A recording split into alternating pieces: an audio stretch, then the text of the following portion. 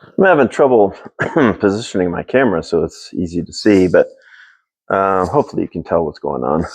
This is the section of frame that I cut off the truck, or the original camper frame. And this bracket is going right here. So I have this bolted temporarily. I'm going to take this bolt out because this bolt holds both the frame for the receiver and this bracket. And this bracket just gives it more strength on the end of that's closest to the receiver, or closest to the hitch, the receiver end of the hitch, I guess. But so this will have another bolt coming through here, and that way any force is transferred. So in order for this to break away, it would have to break this angle iron right here. And this angle iron is going over the frame, and it's sandwiching the frame between the receiver hitch and the bracket, or this angle iron bracket. So I've got all my bolts in. Not all my bolts. Well, I do have all my bolts in, but they don't have all the nuts and associated hardware on because it's just a test fit. I want to get everything in place to make sure all the holes lined up before I go too far. And I also need to get a dimension between these two so that I know how long to cut the main tube. The main tube is on my Evolution saw right now.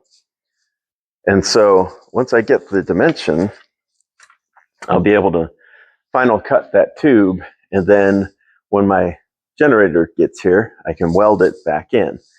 The other reason I want the generator is so that I can use my plasma cutter. I talked about that before.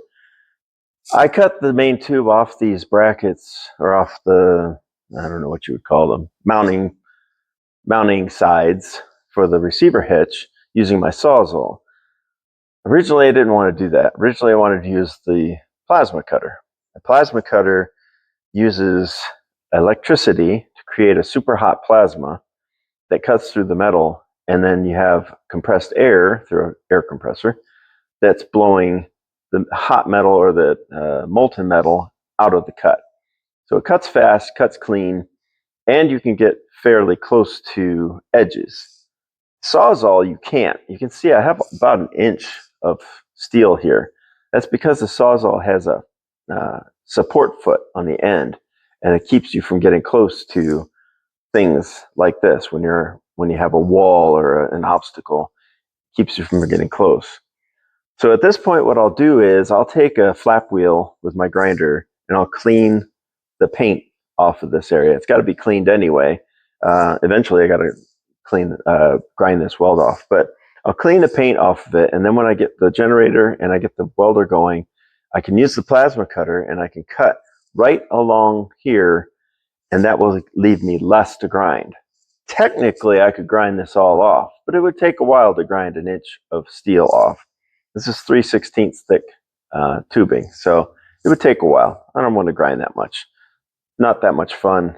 It creates a lot of dust, takes time, eats up flat discs. So the next thing I'm going to do is get a measurement, then I'll mark out the main tube, and then I'll cut the main tube.